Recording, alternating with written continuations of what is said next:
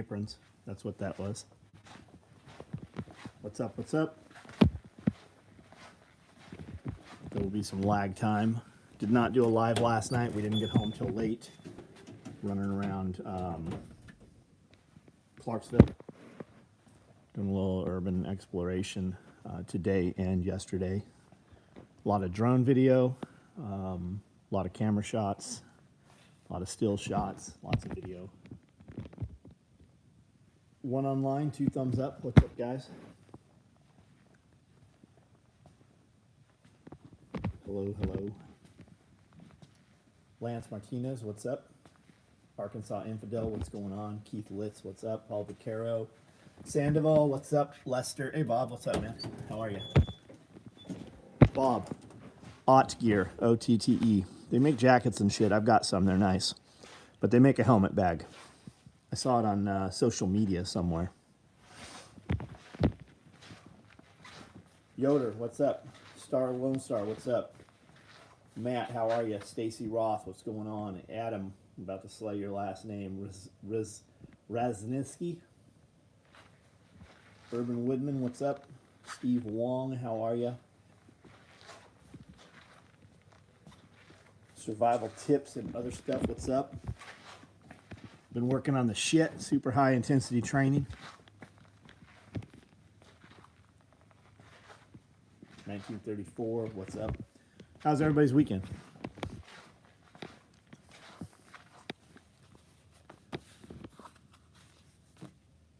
Okay, a lot of you guys sent emails about these. Amanda will get back to you at some point. I told her not to get back to you at all. I told her just to build them and then send you payment info once she had them. So that first batch is 35.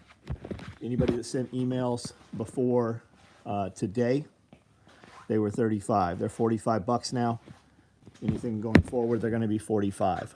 We showed multicam black. This is that Nyko 50/50 stuff. I don't have this in anything other than multicam black. I also have multicam.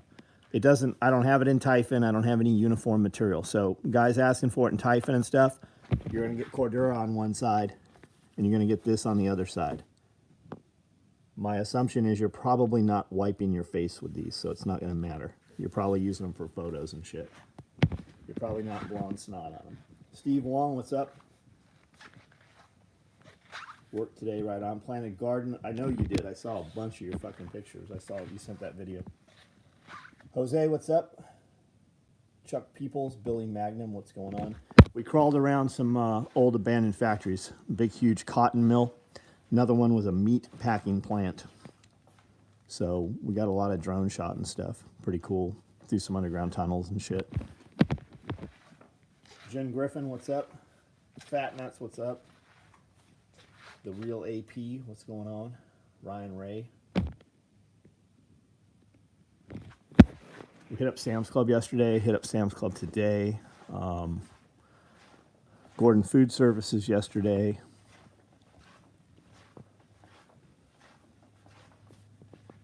£1 chocolate Easter bunnies.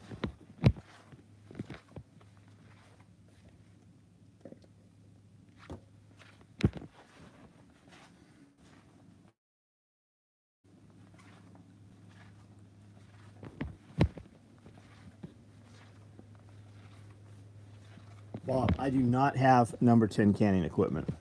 If you're getting it, look at All American. All American. Same guys that make the pressure canners. Roy Ayers, that's sick. Who idea was that? What are we talking about? Billy, everything was there for the most part. Big portions of the building were gone. Like the cotton mill used to have 14-story towers up until like 2017, and they pulled a bunch down and made a park. But much of the building is left there, but you can't get to the second level without climbing. And I had Amanda with me, so I climbed up to some of it just to get some video and stuff. There's a big water cooling plant and a big a beautiful pond. It's an awesome pond, huge, that they were pumping water in and out of.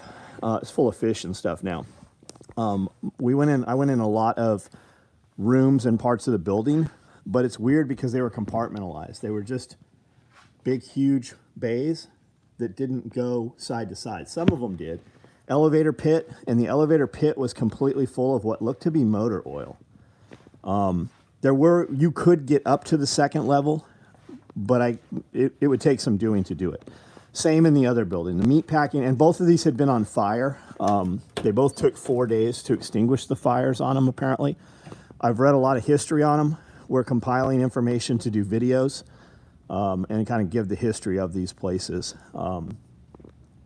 The meat packing plant is cool. It's completely all tile inside. Looks like a fucking hospital. Like at first I thought maybe it was a hospital.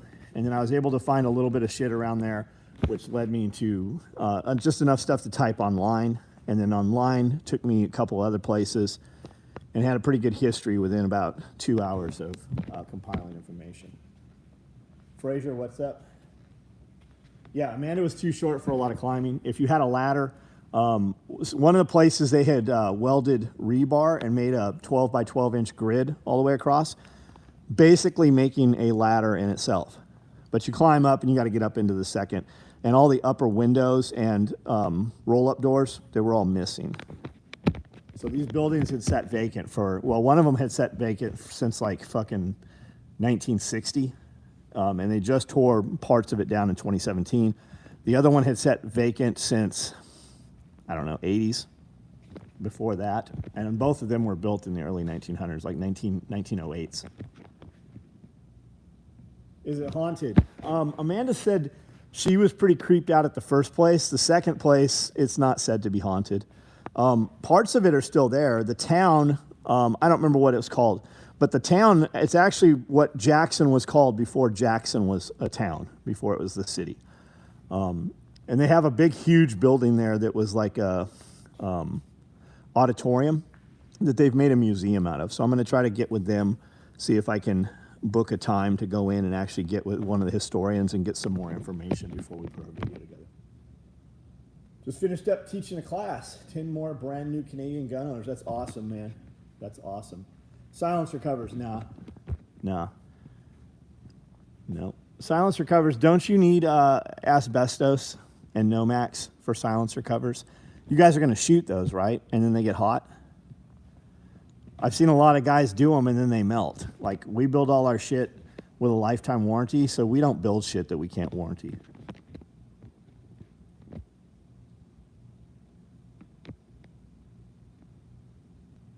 Billboard Vinyl, going to test them out. Made an order today at Billboard Vinyl. I don't know what that is, Jeremy. I have no idea what that is.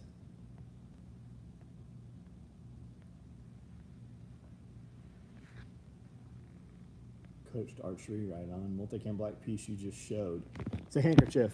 Guys use them for using them as dividers inside EDC pouches and stuff to keep knife clips from banging on other knife clips and watches and stuff. And then they use them to display. They use them to put on their nightstand and furniture that they don't want scratched up. They'll use them kind of as a night tray. They also use them for photos and stuff. Nettie, what's up?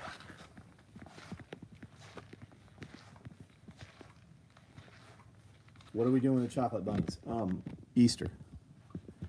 Easter promotion. We're not sure what it's going to be yet, but we are randomly going to put big-ass 1-pound chocolate Easter bunnies in people's orders.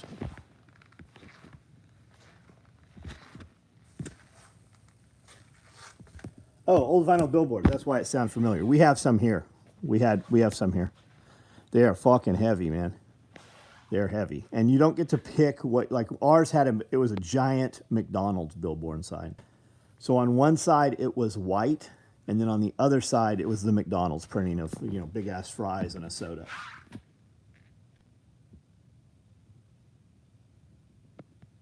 Chicken may go up in price because of bird flu. Oh, I'm sure it is. They're killing fucking millions of birds at a time at these places. Pre-click notifications for these like Tuesday podcast, or is it a pain in the ass? Brian, I kind of know. If it's not important enough for people to know when I'm on here, then I don't care for them to be here. And yes, it takes more effort on my end. And a lot of times I don't know when I'm going to do it. Like, my intention was to do one last night. We didn't get back till late. I actually thought about putting it on. And if you'd have asked me what time it was right now, I'd have said 8:15, but I happen to have my phone in my hand and it said 9:12. So, nah. You get to see when we're on here, you get to see shit we have and what's coming up before anybody else sees it. So if it's not important enough for a dude to look at his watch and go, oh, it's 9 o'clock, I should probably see a fucking SOE's on, then that's their fucking loss. Now the virus south of Florida affecting canines. Is it really? Like, do we really believe that? Or is it some more fucking mumbo jumbo? They said COVID had all the lions at the zoo and all the tigers had COVID. Oh no. Oh, poor, yeah, whatever. And they vaccinated those animals, they said. So are all those animals still alive, or are we having an animal die off, like human die off?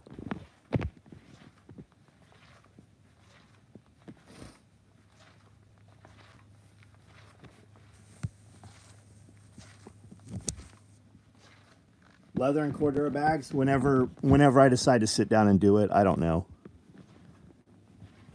I wake up a lot of mornings and think maybe I'll do that, and then something else happens. Like, I couldn't tell you what I'm going to do tomorrow morning at 7 a.m., much less what's going to happen 5 minutes after that.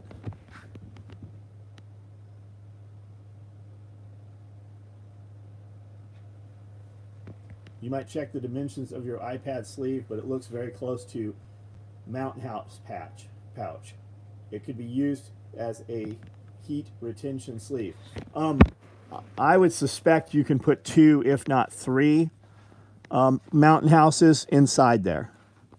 Our iPad sleeve is big, dude. It fits a Netbook Pro, 13-inch Netbook Pro, and it fits the biggest iPad with the OtterBox pouch. It'll hold fucking armor plates. Like, dudes use them for plate hangers inside of backpacks and shit. So I would say that it would more than do more than one Mountain House.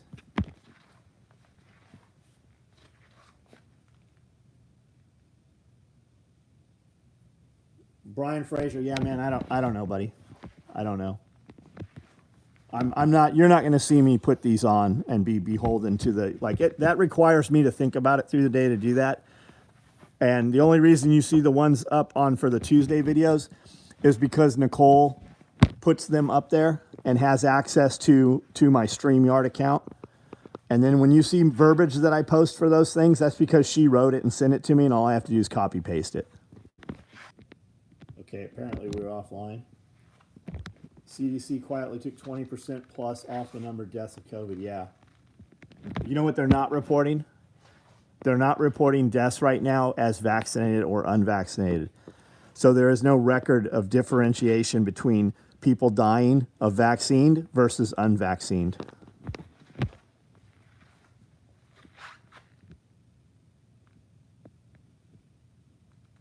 Do we have a plan to put up a steel building kit? Yeah, we will. We will. It just requires concrete, a lot of it.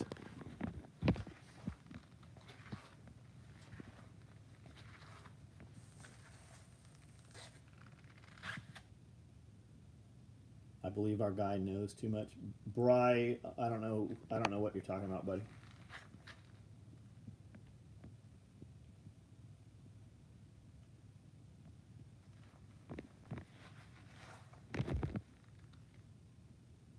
All right, guys, I can only walk around here and point this thing at the same shit over and over so many times. We can have a conversation, but you guys have to type some shit out. I'm not going to stand here and just think of things to talk about.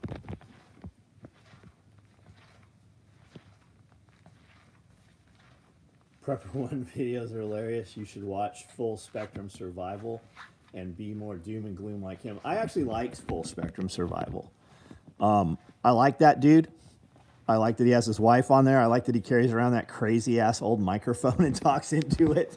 I see value in a lot of the shit he puts out. The gay dude that wears the beret, Full Spectrum's buddy. What's that dude's name? I don't think he's really gay, but he's pretty gayish. Effeminate. I don't really get any value out of that dude. Canadian Prepper, I think there's value in a lot of his shit. He clickbaited me on a couple things. Like, we were driving around for hours today, We played a couple of his videos. It's just the same shit. Like, this is the worst one yet. Oh my God, here it's kind of like, oh, fucking, I know why he's doing it. Because he has to get views now. He has to. He's done it. Once you start doing shit like that, you can't ever put that genie back in the bottle. Like, you have to do that all the time. Southern Prepper 1, he's got some value here and there. The problem with Southern Prepper 1 is he tells you guys to do some shit and then doesn't show you that he did it. Like the sandbag video. How many sandbags were there? 3? Did you ever see any more pictures of a bunch of sandbags fucking piled up? When we build sandbags, we're putting them on pallets, and we'll take them to where we need them. We'll stage them and put them under tarps and leave them in place, hundreds of them. And if we think we need them, we'll fucking dig down and start putting them up. But it's all these dudes. It's literally like, if you watch these guys' videos, they put a video out, what, 4, 5, 6, 7 times a day? 2-minute, 3-minute videos. It's just for content. They are so fucking hungry for reaction.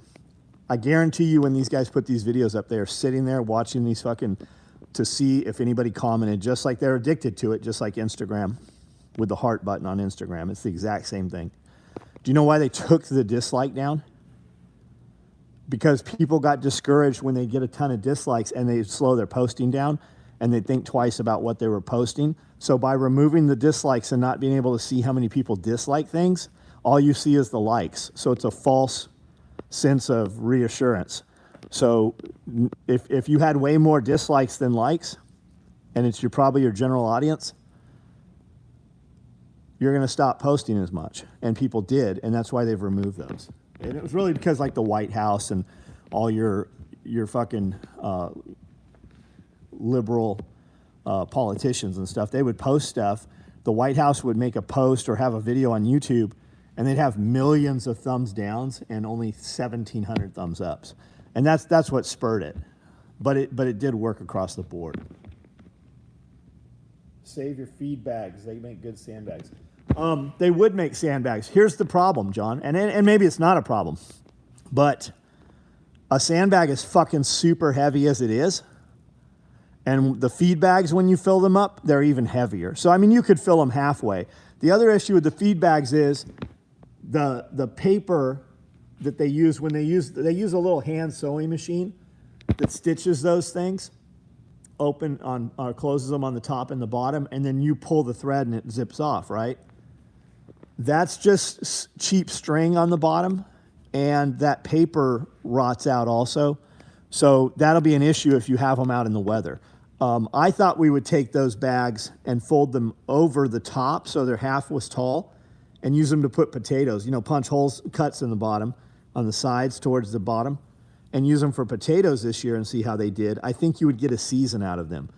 But as far as, I mean, you could definitely store them in a shipping container or your garage or whatever piled up, and then fill them, when things seem like they're getting worse, you could definitely fill them up with sand at that point. You surely could. Where does one start at producing their own food? Gardening, chickens, hydroponics? Red. Pick one. And I wouldn't even say roll the dice and pick one. I'd say take the one that's going to hold your interest the longest, right? Go get you, no matter where you are, any single person can do a raised bed garden. You could do it in 5-gallon buckets. You could do self-watering 5-gallon buckets. You could do Kratky hydroponics in 5-gallon buckets. But the soil is going to be the easiest. You just take the soil, put it in a raised bed. You could go buy a rolling cart they're $150 at Tractor Supply. I've got over 50 of them here. That's what we used all the last few years. And they look like nice little carts with wheels on them and handles on one end. And you could grow quite a bit in just 3 or 4 of those things. And they look nice. Just get you some cheap Miracle-Gro potting soil and get you some Miracle-Gro just to start with. Like, Miracle-Gro's the devil. I totally get it. Big pharma, the whole chemical thing, I get it. But for a person who's not ever gardened, I would totally do that. We did that beginning of COVID. We had to fill a lot of beds really fast. We bought anything we could get. We bought the generic Miracle Grow stuff. We bought the real Miracle Grow stuff. We just wanted to get food. I didn't start any seeds. We did. Actually, we did. We direct sowed seeds, carrots and beets and stuff directly in those beds. But we didn't grow any seeds up for transplant. We went to Walmart, Lowe's, Home Depot, Tractor Supply, bought anything we could get a hold of that we were interested in eating and put them in the ground, put them in that soil. And then we watered them with hose garden, garden hose. City water with chlorine in it, and our shit still grows. It grows better without it. And if that's an issue for you, you could take you could get a trough or a kid's swimming pool or anything, fill it with hose water, and in a couple days, that chlorine will dissipate, and then use a watering can or a 5-gallon bucket, or 1-gallon pitchers is what I like to use, and then water your beds. It takes time to do that, but you're out there actively within the plants looking at everything every day. You could also buy a cheap pump that you plug in and then water with a garden hose. We did that also. We draw water out of my aquaponics system, and then we refill the aquaponics system every few days with hose water. And because it's such a high volume of water, the hose water doesn't matter. We're about to vacuum out 300 gallons of completely green fish water, and the fish will literally be flopping. We're going to fill it back up a couple feet with chlorinated hose water, and the fish will be flopping in that. We'll just keep doing it until it's clean. We'll probably take and net the fish and put them in a clean tank. All the other 6 tanks have been running for multiple days with air stones in them. We have 4 big air stones in each one. So the chlorine's out. So we'll probably net those fish tomorrow morning, put them in one of the clear water tanks, and then, cycle that sludge out of there. Top it all back off, open the system back up, turn the pump on, and then it'll merge 300 gallons of chlorinated water with 2,400 gallons of non-chlorinated water. So I'm not too concerned with it. My point is, anything you do is more than you haven't done.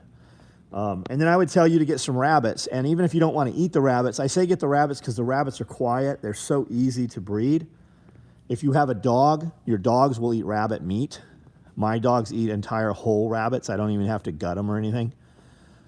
But the rabbit poop. Get you 3-4 cages, build them, buy them, whatever, Tractor Supply. They're about $40 a cage. Get you 2 sawhorses, put you some 2x4s across them, put your cages right on the 2x4s. Put them under the eave of a house, put them under a patio cover, whatever.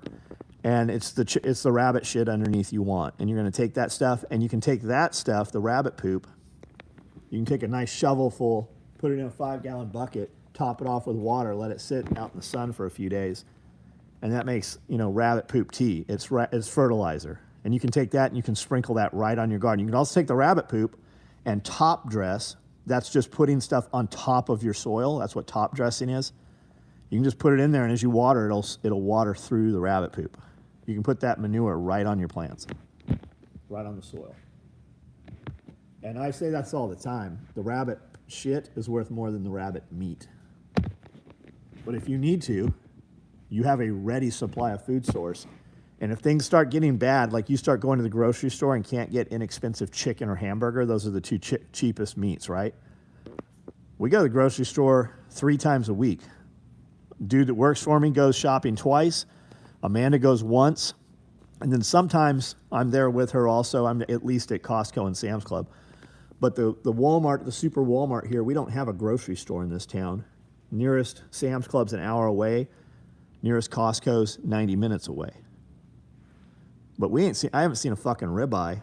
That Black Label Gold Star meat that Walmart had, I haven't seen a ribeye in 6 months probably. So as soon as the chicken disappears, you can totally, you can start eating rabbit now. You should anyways. You need to know how to sock it out. There's an easy way to, everybody wants to make everything hard. There's an easy way to take the skin off a rabbit, and there's a hard way to do it. So you take your female, put her, let's say you have 3 females and 1 male. Put your 1 female in your male's cage for about 15 minutes. Put her back in her cage. The next day, do the next one. The next day, do the 3rd one. In 30 days, literally almost to the hour, in 30 days, she's going to have babies. So about 2 days before that, and you're going to know it, you're going to start seeing her pull fur and doing weird things. put a nest box in the cage, and I want you to do them all at once because you're going to take all those babies all at the same time. And about week 5, you're going to take them away from mom. You can put them out on the lawn in a chicken tractor or a rabbit tractor, or you can put them anywhere, any field where you have weeds, whatever, and think of it as it's going to supplement feed them. You're going to feed them about half the pellets you're going to have to normally feed them because they're going to eat stuff on the ground, but they're also going to poop there. And every day you're going to drag that. Our tractors are 3 feet by 8 feet long. So we're going to drag it, and then they're going to fertilize this area right here, this 8 feet, and then they're going to do this 8 feet. And when we fly the drone, you can see where we've drugged the rabbits the last few years. It looks completely different from the air. So it's building fertility. So maybe the next year or later in that season, maybe you want to put your potatoes right there. Rabbit's great. Growing up, Dad used to make rabbit soup. Yeah, there's a lot of guys. I'd never thought of this or heard of this. Rabbit sandwiches. When you start looking at canning rabbit, they have big canning jars. You can break it down and put it in quart, but they have jars you can put a whole rabbit in. You put them in the pressure canner and you can them. And it's all old dudes, for the most part, that are making YouTube videos on canning rabbits. And most of them talk about, yeah, when I'm just kind of hungry, I open one of these jars of pressure can rabbit and I put it with some mayonnaise on a piece of bread and I have a rabbit sandwich. Never heard of such a thing. Sure, it's good, like putting chicken on there. But they're very easy to do. Very easy to grow. Your neighbors will never know you have them. Did I answer your question? Yeah, same as chicken tractors. So our chicken tractors are bigger. We made them out of PVC. My chicken tractors are 10 feet by 10 feet because we're putting 50 birds at a time in them, Cornish crosses, which I have not seen I swear I saw some Cornish crosses Tractor Supply a few weeks ago. And for the last 2 weeks, we've been looking everywhere for them, and they just don't have them yet. They're not out yet.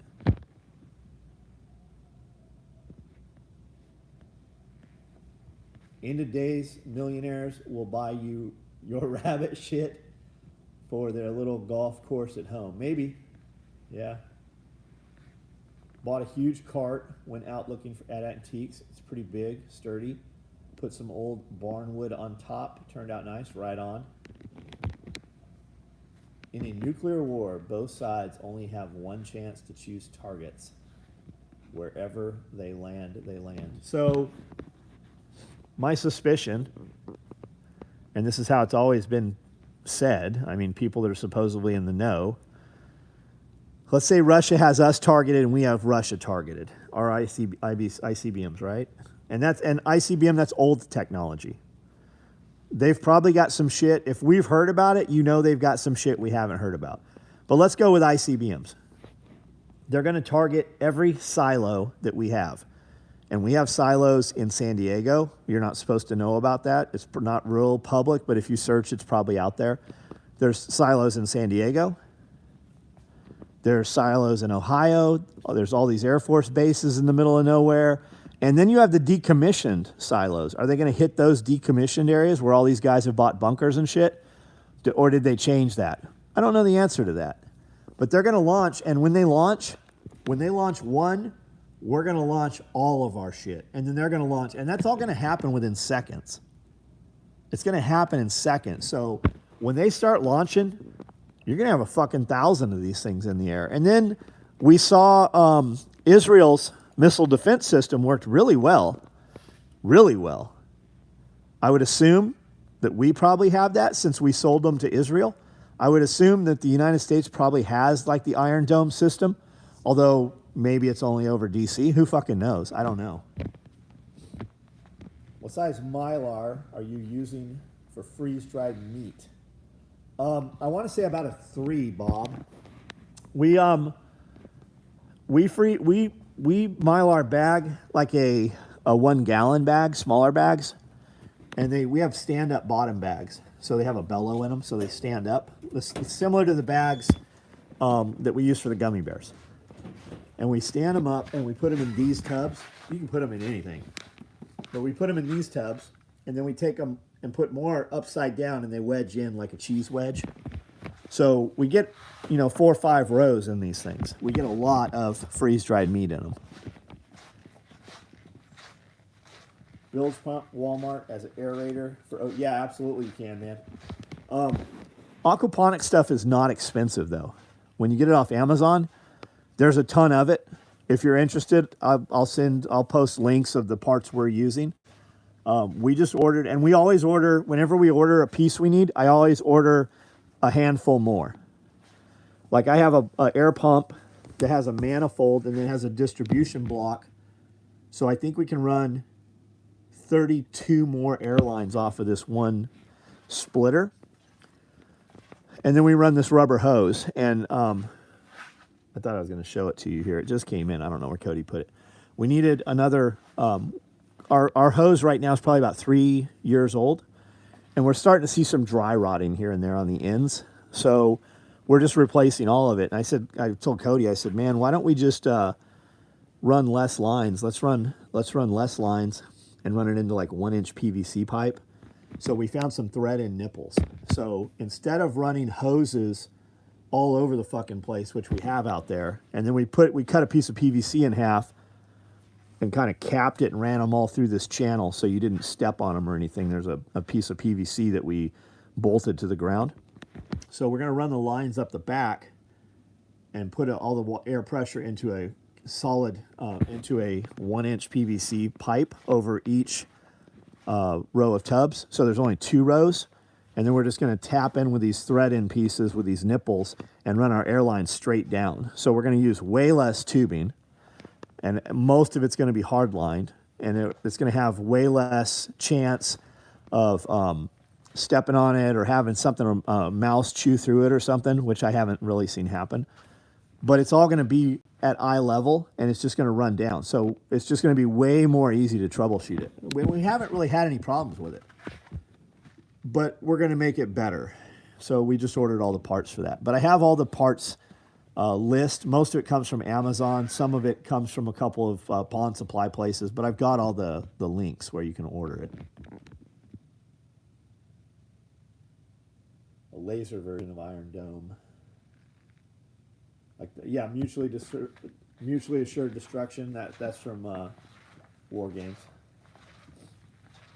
Which would be better, freeze drying or canning? Well, that's a double-edged sword. If you can't afford a freeze dryer, it doesn't fucking matter which one will be better. So to do a freeze dryer, I think about the minimum you're going to get into it's probably about $3,500, and that's not the way I would tell you to do it. If you're spending all your money, like if you don't have $3,500 to go get a freeze dryer, you probably are lacking a lot of other shit that your $3,500 would probably be better off buying. And if you're at $3,500 and can't come up with another $1,000 to get the big one, you should take that $3,000, start some kind of business that makes you some kind of revenue stream so that you can do whatever the fuck you want to do. It's mindset. But this one here is the large, and in today's money, with the oilless pump, you're probably about $5,000. You could probably do it with the Premier pump for $1,000 less, maybe. I don't know. I don't look at the prices in the last couple of years. You can buy an Excalibur dehydrator right over here for about $300. And if you can afford $3,500 to $5,000 to buy a freeze dryer, then you can definitely fucking afford $300 to buy a dehydrator. So go get the dehydrator tomorrow, because even if you buy the freeze dryer, you're probably going to wait 60 or 90 days for it to show up. But you're dehydrating, you're not going to dehydrate meat. Not unless you use salt and make biltong and other things, right? A freeze dryer takes like 99% of the moisture out. The dehydrator takes about 75-80% of the moisture. Now, this is dehydrated corn and fruits and all kinds of shit here. And some of these cans, some of these jars of dehydrated stuff, I dehydrated 15 years ago. So it's still fine. There's an awesome channel, and I don't know why she stopped making videos. I don't know if she died or what happened, but there's a YouTube channel called Dehydrate to Store, and it's a great channel. A lot of videos there, a lot of knowledge, but she hasn't made a video in probably 10 years. But it's a great channel. You should watch it. So we freeze dry our meat. We dehydrate other stuff. Yeah, the pepperoni chips, man, you can do the pepperoni chips on a dehydrator, and they come out really good.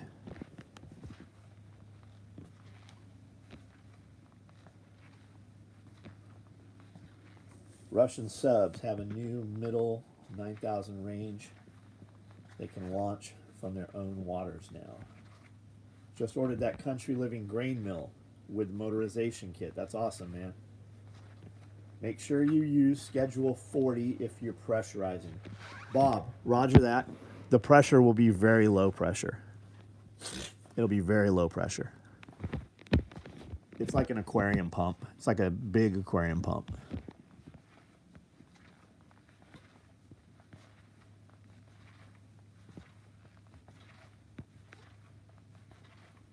So Joshua French, what do you want to preserve? You need to look at it like this. I don't know where you are in your preparedness journey, but calories are super cheap to buy. Buy your calories, grow your protein. Buy your calories, preserve your protein. And what I mean by that is you can buy rice and beans super cheap. Go buy you some 50-pound bags of rice. Go buy you some 25-pound bags of beans.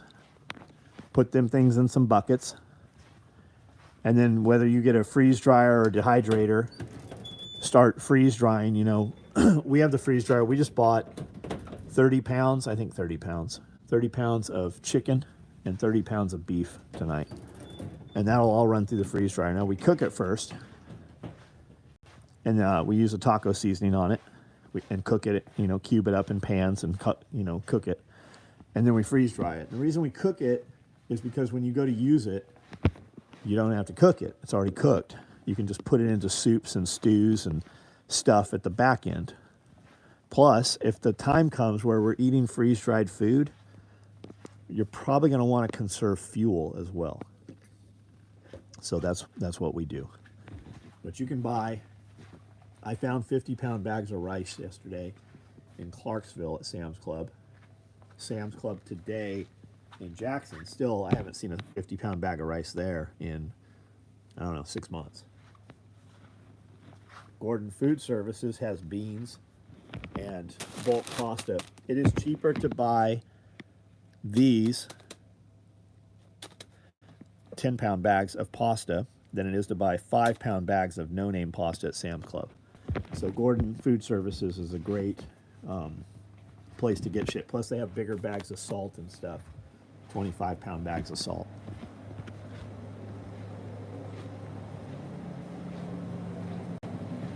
How do you store the beans? So we put them in, we put a big Mylar bag inside a 5-gallon bucket.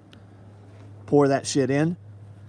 Put about 3,000 cc's of oxygen absorbers in it. And then seal it. You can seal it with a crimping iron. You can seal it with an iron and a 2x4, but we use an impulse sealer. And you can buy an impulse sealer really cheap.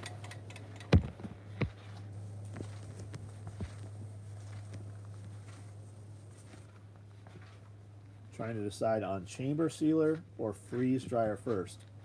I have a regular vacuum sealer, but like you said, it may not seal the best. So, two different animals. And is getting one really going to keep you from getting the other? Like this chamber vacuum sealer, I want to say it was, I don't know how much. I want to say it was $1,200. Josh had the 210. I tried to buy the 210, couldn't get it. I paid a little more and got the 215, but then I paid $400 to have it delivered the next day. I got it from Webster Run.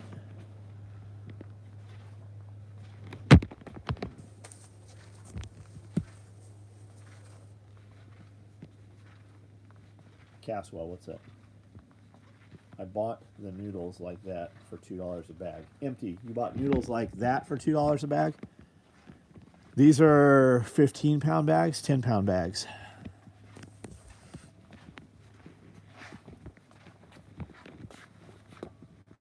These are 10-pound bags.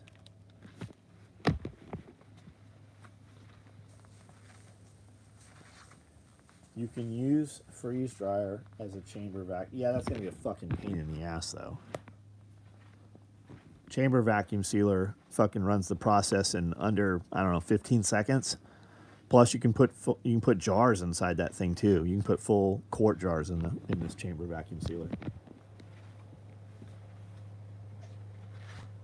Have you pre-cooked beans for freeze dryer? No, we're not. We're busy running protein in the freeze dryer. We're running the expensive shit.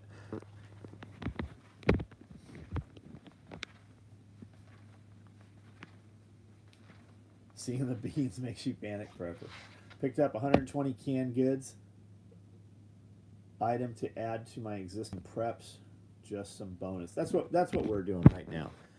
Everything we're doing every weekend, it's just bonus stuff. It's for people that show up. Like, I ain't eating all those fucking rice and beans. Vacmaster 215, 1,039 at Webster. Thank you, Jeremy Kirby. So they have a generic brand there also, which would save you a few $100s, and they get very good reviews. They're supposed to be on par. I would have bought that one if they had it. They didn't have it when I went to buy it. So I got the actual Vacmaster. Vacmaster, if you go to any high-end restaurant, they've got Vacmasters in there. You go to any butcher shop, that's what they're running, they're running the big 4500s. With this, you can pickle onions in about 30 seconds. You know those rice wine vinegar infused onions that turn purple, you know? You make all this shit. Like, you put your meat in here with your marinades, process it for 30 seconds. You don't have to let it sit overnight. It automatically infuses it. How do I feel about the metric system? I just used a metric tape measure at work, and it's great. I always try to use the metric system first. I use a lot of rulers and yardsticks, and I buy them that have metric on one side and inches on the other. So if I need to take something and divide it in half and it won't go equally, if it won't use metrics, then I figure it out in inches. I don't give a shit. I've used both of them. I'm 50 years old. I don't care. The dehydrator makes perfect brass dryers for reloading. I don't think I'm going to put brass in my dehydrator where my food goes, but awesome. And you can buy cheap dehydrators. You can buy a $30 dehydrator at Walmart. I mean, we ran them for 10 years probably making beef jerky.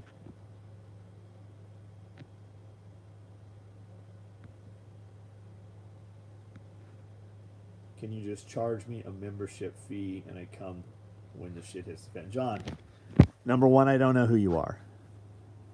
Number two, you probably couldn't get here. Like, even if you know where here is, when shit gets bad, you're probably, number one, you're going to be too late to get out of your area.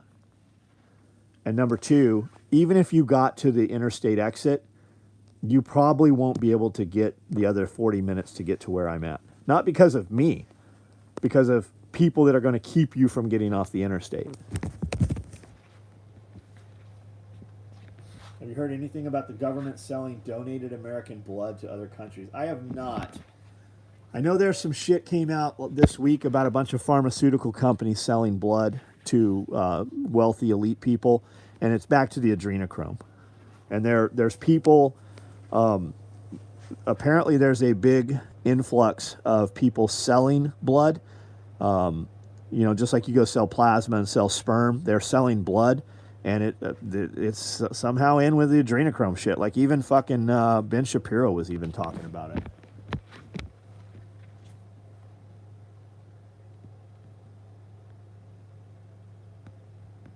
And as far as the brass dryer, I just say that because I think that, like, even when you touch brass, you just have it on your hands. You can taste it and smell it. And I wouldn't want to put it on my trays. I mean, I guess you could. I mean, you just run them through the washer. Just ordered my first belt after being a fan for years. Right on. Ghost, right on. Do you grind meat or slice the jerky? If you grind, I do not have a grinder. Amanda had mentioned that she wants one. I know the name LEM. They seem pretty good quality. I know a lot of guys use, I think LEM, they sell them at Bass Pro. I know a lot of guys use Gander Mountain and Bass Pro grinders and stuff. I have not.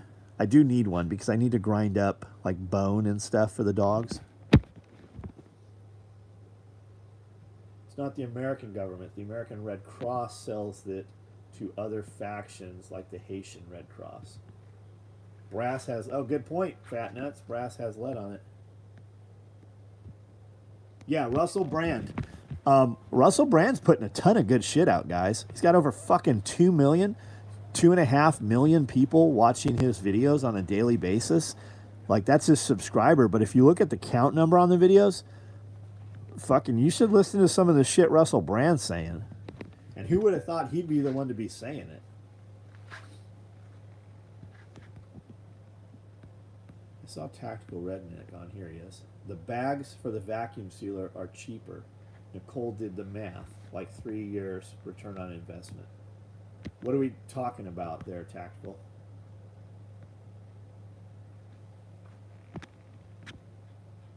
I have dedicated dehydrators for brass. Roger that, man. Gotcha. Slice. Yeah, we slice for beef jerky. I like it thick. When we're in the truck, I like to just eat a fucking, not... When I bite it, I don't want it to crunch into dust. I want it to still have moisture in it. And they say cut all the fat off. I leave the fat. I like the way the fat tastes on the meat. So...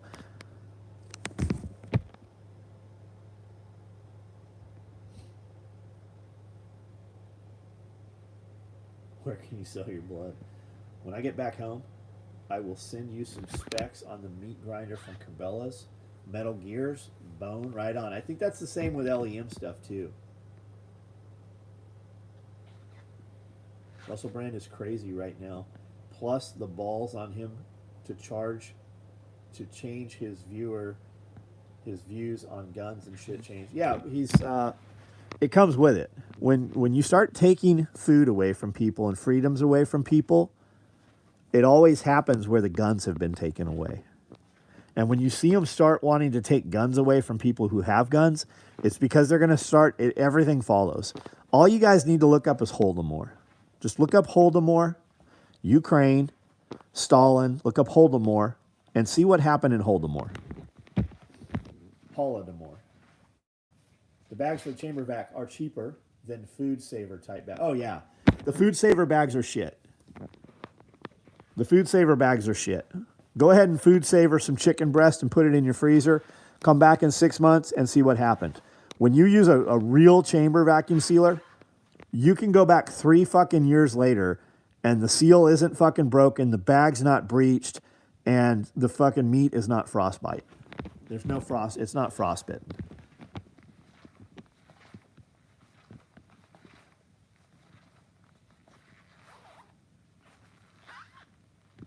I don't mean to get personal. Is there a general markup guide? I don't know what you're asking me, man. Are you making gear? Because if you're not making gear, it doesn't fucking matter. And if you're asking me about business,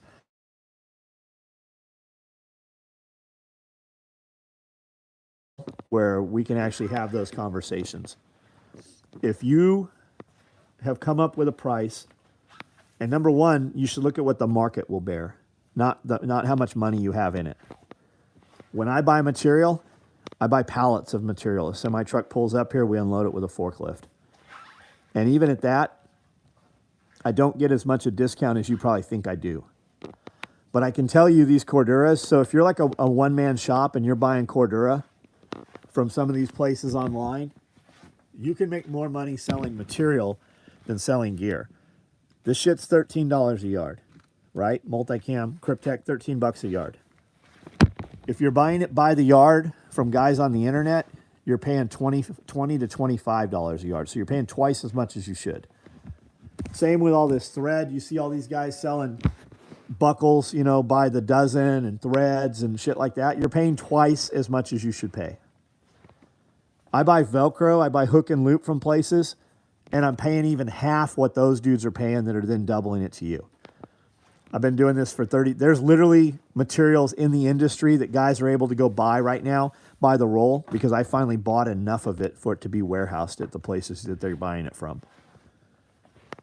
But guys talking about well, here's my cost of material and here's my hours, so I'm going to double that. You motherfuckers aren't ever going to make any money. You're going to make some money, but not the potential money you could. If all the guys in the industry got together and said, hey, we're going to raise all our prices fucking 30%, you know what would happen? Every one of you motherfuckers would make 30% more. But you guys don't believe in your shit enough. You're busy chasing the 1 and 2 guys, whereas if you came out the gate and said, I'm going to be the expensive guy, and I'm only going to build... When you start getting employees, you're in for a rude fucking awakening. So if you're a one-man shop, you should go after being the most expensive one-man shop there is. When I sew, I don't touch a fucking sewing machine if I'm not going to make $1,000 that day, and I'm only working half the day. You just don't... You guys have to... You don't believe in yourself. And when I started, it was Eagle, Blackhawk, London Bridge. And Blackhawk was pretty new. So I looked at building things, and when I looked at what they were building and what I was building, I assumed I had to charge less because I didn't have the big name they had. And you know what happened? I made less money than I should have fucking made because I always had more customers than I could ever service. And 35 years later, I still have the same problem. I have more customers. I have more people that want to buy my gear than I can make gear, even having employees.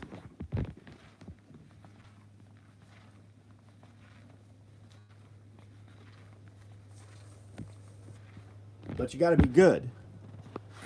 You got to be good. Attention to detail. Remember, anything you send out, when you see guys do, like you see Recoil Magazine do a review on all these riggers belts or Cobra riggers belts, right? Or you see people send gear out, and then the customer that gets it, they're excited about it, and they take a picture of it, and there's threads all over it and shit. But when they send it to magazines, you know they went over that shit with a fine-tooth comb, and it still looks like shit. The camera is a magnifying glass. And that's the best those fucking companies have to offer is that bullshit, that shitty stuff they sent to the magazine when they knew it was going to be photoed. Imagine what the shit they send to their normal customers looks like. When you see stuff on camera and the whole fucking stitching is untensioned and it's not even, imagine what their normal work looks like. I've got people that stand every day. Our gear goes through fucking 2 people at the table that clip and clean it. And then it gets pulled, when it gets put in a box, it gets looked at again. And if there's any threads like this one right here, when that goes in a box, that thread will get burned. And this thread right here, I didn't even see this looking at it, but looking at it with the iPad, it's a magnifying glass. The camera magnifies. So that'll get burned again before it ever goes to a customer. And that's what I always tell guys. I go, if you send a piece of gear out of here with a thread on it, that's going to be the dude that gets it that day and takes a photo, and we're going to look like shit to 1 million people, potential customers.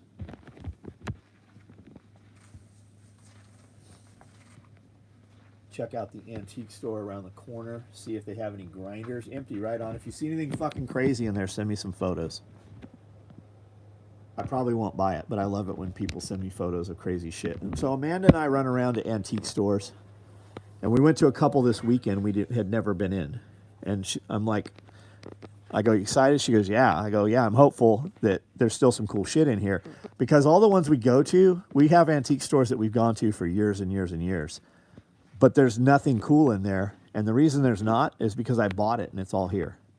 Like, we run through places, we buy stuff that the average antique customer won't buy. So we go from city to city to city, and we have to keep going further and further because we've already run through them. We have antique stores at this point that we'll never go back to because we bought what little cool shit they had, and they just don't get cool shit. They're not a higher-end antique store. They're not a higher-end dollar place. So there's a couple places that we go to every few months, and they always get new shit. And then when we do enough business with them, they call us and send us photos when they get new shit. So before it ever goes up for sale, we have an option to get it. But there's antique stores that we've never been in, and when you walk in them, it's just like it's a treasure trove full of shit. Like, so much cool shit. Like, we didn't bring enough truck and trailer to even take it all home. And we buy a lot of places. I'm like, hey, I'll buy this, but I won't be back here for a few months. Can you just hold it? Do we have a plan for the Cookie Monster skin? We do. We have a couple plans for it. PSA sends a gun to Robski at AK Operator Union, and it's flawed. Yeah, just think. That's the best they had to offer. I sent a link a long time ago for a missile tower cheap to use on the SOE compound. That sounds cool. My antique store calls me when old military gear. That's awesome.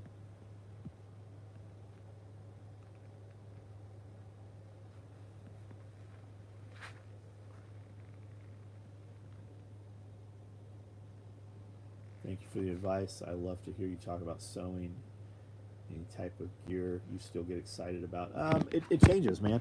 I'll just see something and go, man, that's made like shit. That's a good idea. We could do that better. And a lot of times, I mean, after 35 years, what is there really to make this new?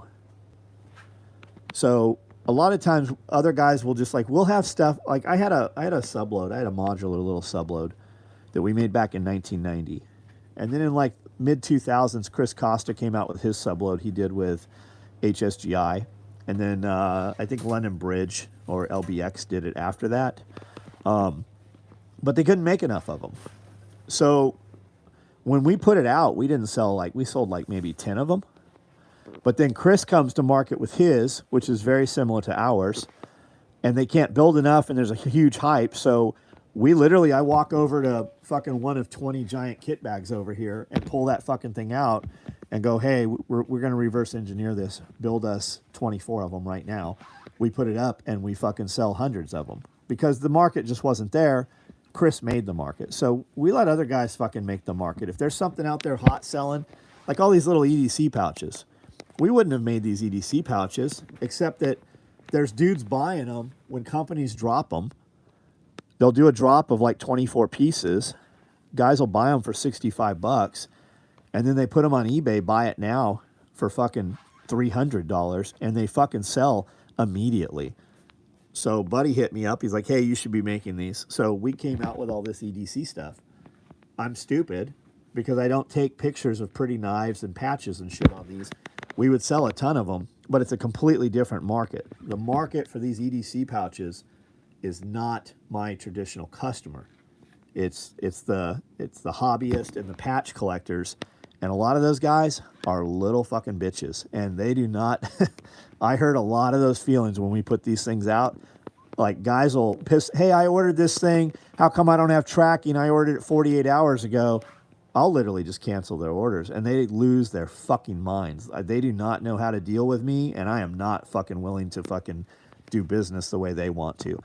Plus, when I kill one of their orders and they go out on the internet talking shit, they spend way more time talking about me than the happy customers. And it just gives us exposure. Just remember, there is no such thing as bad fucking publicity. Did I ever get my iguana? No. And you know what? The fucking flea market was this weekend too, and we didn't go to Nashville. We went the opposite direction. We didn't know it until that night. Plate carrier that would fit a 12 by 12 ceramic tile. There'll be abandoned warehouses full of bathroom tile. I don't think it stops bullets like you think it does, man.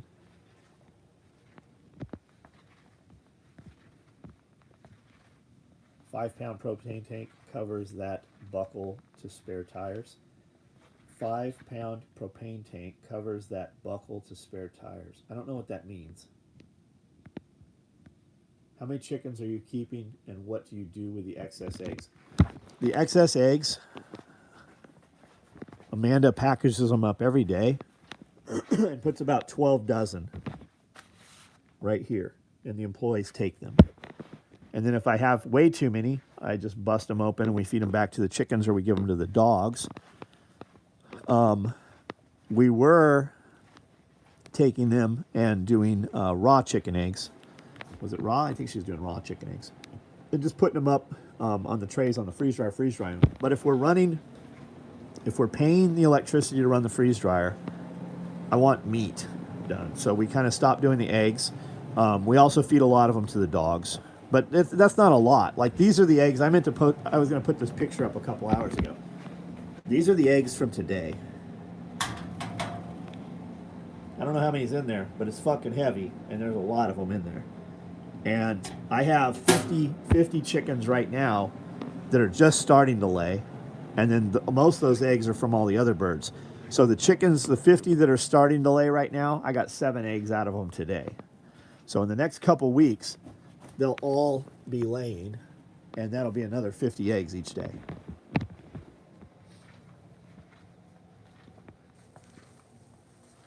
Those are all chicken eggs. I do have duck eggs also.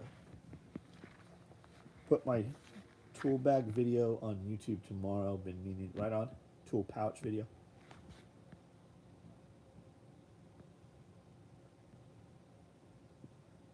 Rant video. What is it about Army Navy stores that make you want to smell it all day? It has a very distinct, I have a lot of videos. Well, I have several videos of Amanda and I at Army Navy surplus stores that are not published yet. What are you doing?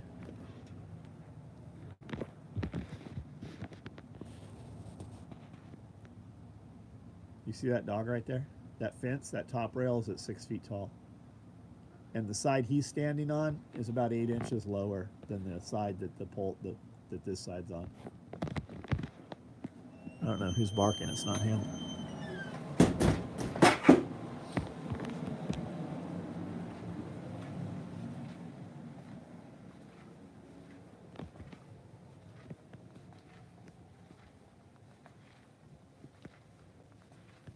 Where'd you rent your excavator? And did you like the service you received? We're pricing out project. Don Sutton, are you here? Are you local here? I use service rentals. I think you can get, I think the price is cheaper at J&J here. But when I call service rentals brings me my shit like literally within an hour. If I have a track come off an excavator or a skid steer, service rentals shows up here literally within an hour on Sunday. When we drop a tractor in a fucking pond and can't get it out because it's literally half submerged in mud, service rentals shows up that same day and gets my shit out if I need to. Like, J&J might do that, but the couple times I've used J&J, they were cool. I never had an issue with them or anything. But service rentals has just done me fucking right. Like, I've kept tractors here. I've kept commercial equipment here for over a year that I rented from service rentals. Like, they would come here and do the oil changes on it. So they've just done us too good to not use them. And they have a ton of shit.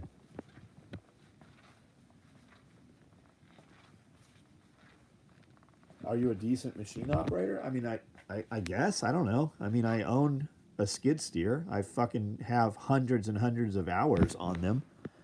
I mean, I can do what I need to do with a. I'm pretty, like, there's dudes that have been here using the skid steer or the excavators that are supposed to be like equipment operators, and I'm like, get the fuck off that thing. I can do this way faster than that. So I'm pretty good.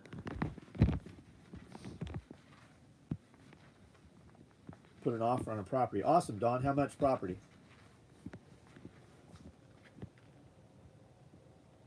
Yeah, all the stores. Oh, they smell like cosmoline. Is that what that smell is? Scott, I'm good, man.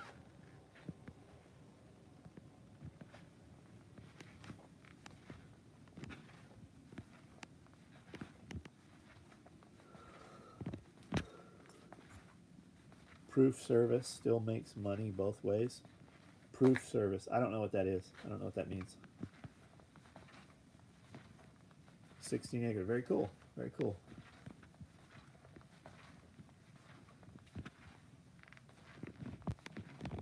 $16 acres is a good piece of property. We've got 10 here. Definitely wish we had more, but 10 is still a good amount to manage. 16, that's awesome, man. 16 is a lot more than 10. It depends what the property looks like. But all right, guys, I'm going to get out of here. I got other shit to do. Here's the Easter basket. Watched a video on Anatolian staring up at the sky in a chicken pen. He got a hawk trying. Yeah, they do, man. They absolutely do. My Pyrenees do the same thing. They know when those birds are there, when the buzzards pass over, when hawks pass over. Plus, we have guineas. So our dogs know when the guineas start squawking, they look up in the air automatically and start looking for birds. That's the first thing they do. They run to where the sound is and assist if they can, if they're within the fence, if the guineas are within the fence. But I don't care if the birds go after the guineas. The guineas fly, plenty fine when that happens.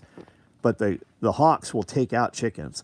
And my dogs have gotten a hold of a hawk, and they fucking got a hold of an eagle. So, like, they do their job, and they work as a team. It works very well. Everyone can drive equipment.